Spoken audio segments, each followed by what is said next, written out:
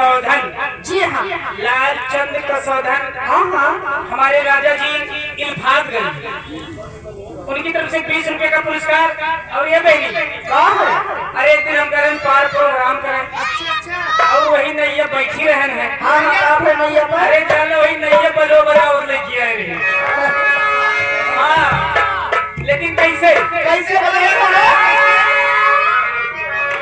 परीक्षा निछाने बदले, इच्छा निछाने बदले तोहरो मिजाज राजवा धोखेबाज राजवा।